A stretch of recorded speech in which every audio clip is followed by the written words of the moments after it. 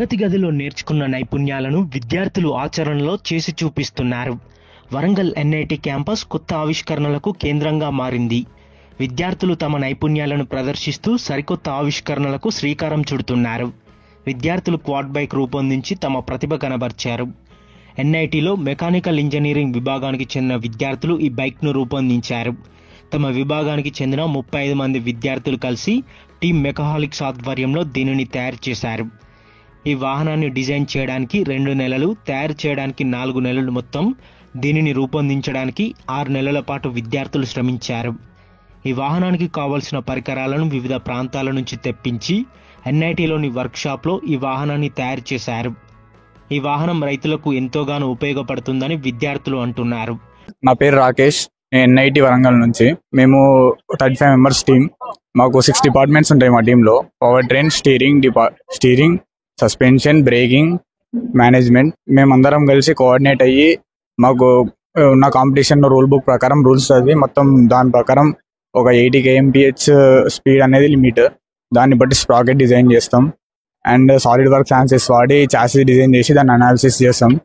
దాని మీద లోడ్ అంతా క్యాలిక్యులేట్ చేస్తాం. ఇక్కడ మా వెహికల్లో మేము KTM డ్యూక్ 250cc ఇంజన్ వాడినాం. ఫ్యూయల్ కెపాసిటీ ఏమో 4.7 లీటర్స్. అది 6 లీటర్స్ లోపే ఉండాలి కాంపిటీషన్ రూల్ ప్రకారం. ఒక 80 limit.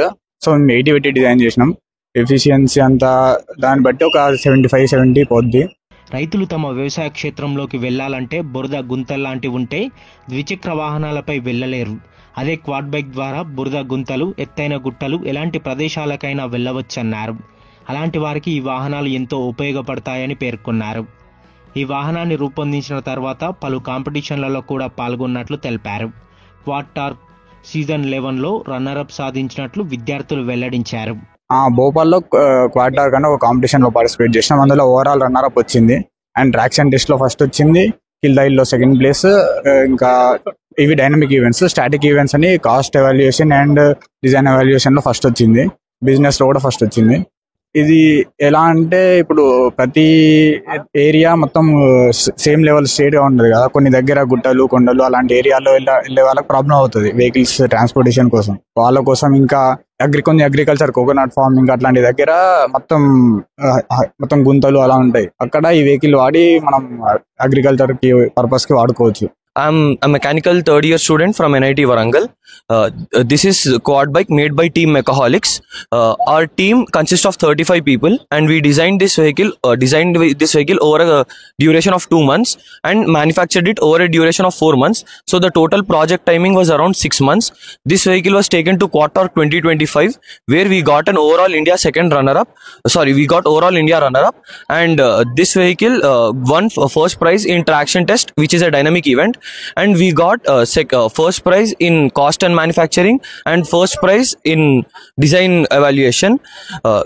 This vehicle has a mileage of around 26 km per liter and this uses a Duke 250 engine to run.